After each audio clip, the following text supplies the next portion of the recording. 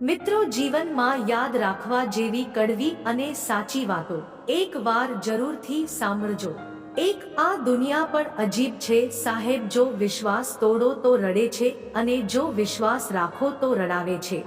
બે, સૌથી વધારે ગુસ્સો તો ત્યારે જ આવે છે જ્યારે કોઈ પોતે ખોટું હોય એને આપણને ખોટા સાબિત કરવાની કોશિશ કરતું હોય। ત્રણ, ક્યારેય પણ દુઃખી ના થાવ મિત્રો અને પોતાની જાત ઉપર વિશ્વાસ રાખો। એક દિવસ એવો આવશે કે ઘડિયાળ બીજાની હશે ને સમય તમારો હશે।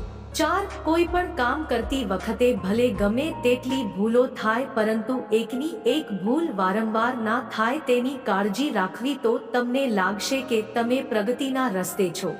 પાંચ, કેટલા અજીબ છે ને લોકો પળભર ખુશ રહેવા માટે આખી જિંદગી દુઃખી રહેતા હોય છે। છ, ઘણીવાર કિસ્મત જ ખરાબ નથી હોતી પરંતુ આપણે નિર્ણય જ ખોટો લઈ લેતા હોઈએ છીએ।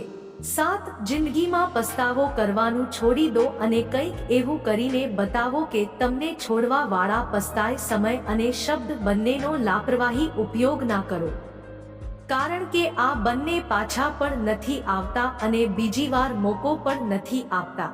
આઠ, જિંદગીમાં આગળ વધવા માટે ક્યારેક પાછળ પણ હટવું પડે છે। કદર અને સમય પણ કમાલના હોય છે, જેની કદર કરો તે સમય નથી આપતા અને જેને સમય આપો તે કદર નથી કરતા।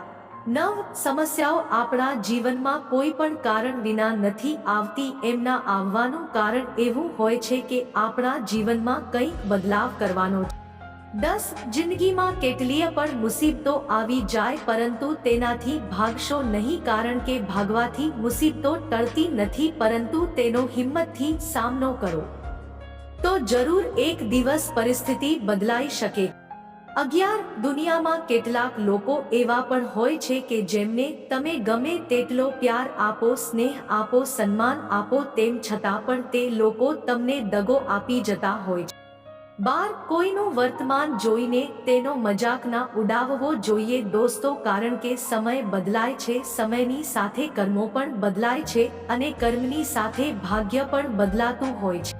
13, સમય ક્યારે એક જેવો નથી રહેતો, આજે જો ખરાબ સમય ચાલી રહ્યો છે તો કાલે જરૂર સારો સમય આવશે, પરંતુ થોડી ધીરજ રાખો। 14, જો માણસને પારખવો છે તો બસ એને એટલું કહી દો કે હું તકલીફમાં છું, આજકાલ સમય એવો આવી ગયો છે। 15, જો તમે જીવનમાં ખુશ રહેવા માંગતા હોય તો પોતાની જિંદગીના દરેક ફેસલા પોતાની પરિસ્થિતિને જોઈને લો, બીજાને જોઈને લેશો તો હંમેશા દુઃખી જ રહેશો। 16, સંબંધ એમનાથી રાખો જે સ્નેહ અને સન્માન આપે, મતલબ કે ભીડ વધારવાનો કોઈ મતલબ નથી।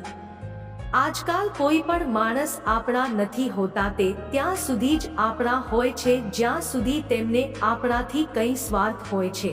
મિત્રો, આજની વિડીયો પસંદ આવી હોય તો વિડીયોને એક લાઈક અને પસંદ આવી હોય તો તમારા મિત્રોને શેર જરૂરથી કરજો અને કોમેન્ટ બોક્સમાં જય શ્રી કૃષ્ણ, હર હર મહાદેવ જરૂરથી લખજો। ચેનલને સબસ્ક્રાઇબ કરવાનું ના ભૂલતા। ધન્યવાદ।